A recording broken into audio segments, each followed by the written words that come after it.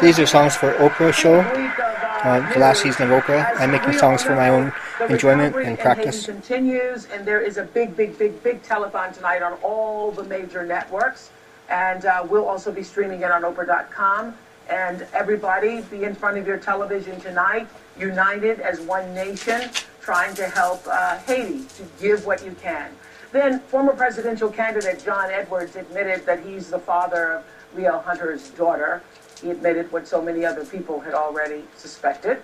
And it's official that Jay Leno is going back to the Tonight Show, and I'm heading out to LA for a one-on-one with Jay that airs next Thursday. And my first guest today is always making news. She's just, look at your hair, signed a big TV deal with Fox News. Former Alaska Governor Sarah Palin joins us from her living room in Wasilla, Alaska. What'd you do to your hair? Do you like it? I tried to look like you. Okay. Yes, I'm not used to you having that many curls. It's kind of cute, but it's a surprise just to see you pop up there with the curls. Great. What's the weather like in Wasilla today? Thank you. It's kind of chilly. I think it's below zero, so some of your production folks, they're shivering here, and I feel bad for them, but it's gorgeous. You know what? I asked that question because I was saying to my folks last night, I bet you Chicago is colder than Alaska, and they were saying they didn't think so. Well, not today. So, you know, the last time you were here, I think one of the last questions I asked you was whether or not you were planning on having a talk show. And you artfully dodged that question, and because I was suspecting that you were. And now you've signed this multi-year deal with Fox, and you're going to be having would you call it a talk show?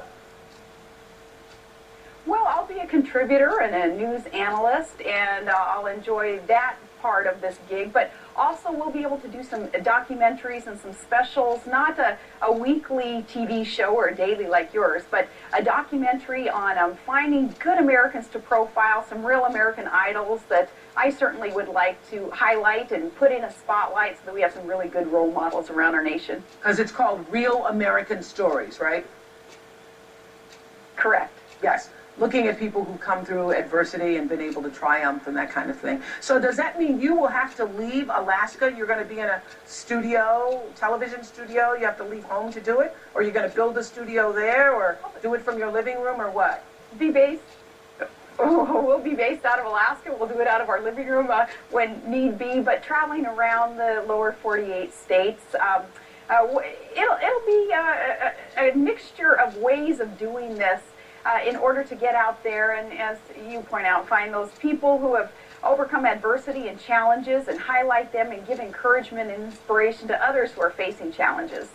So it's really sort of full circle for you because you started in broadcasting and obviously had wanted that as a part of your career. Does it feel like it's a full circle?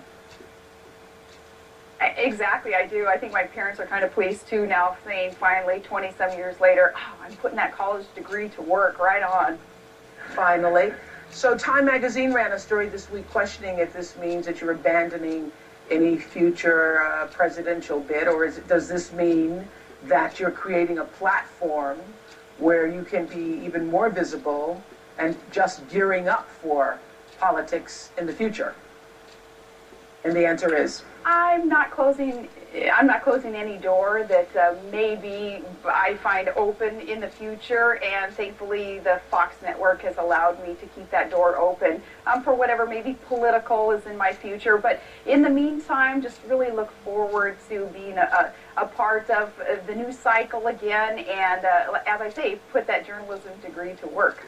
Well, in going rogue, you know, and when you were here, you criticized the media a lot about the way they handle the campaign and a lot of other things. And now you are a part of the media. How will this affect the questions you ask, or how will this affect the way you handle yourself as a media person?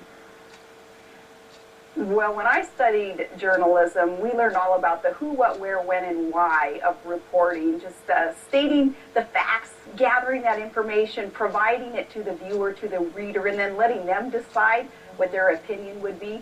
So I'll engage in that, kind of ratcheting back down to the simplicity of what journalism should be about, just the basics, and letting the people decide what their opinion will be, really giving credence and deference and respecting the wisdom of the people, the viewers, the readers. Absolutely. You know what? When you just said that, that reminded me, because when I was in journalism school too, that was what was emphasized, the who, what, where, and why, and it seems like that's been lost now. Respecting so what are you the most excited consciousness about in of this people. new chapter?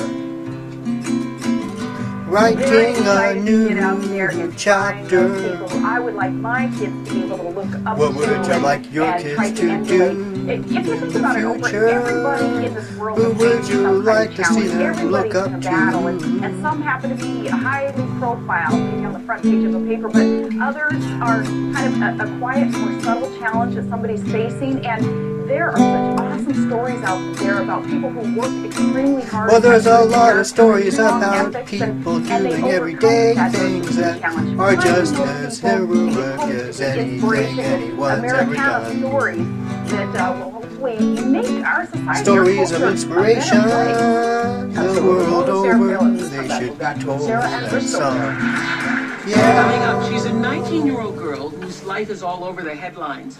Sarah's daughter, Bristol, joins us when we come back. Dynamic air shelters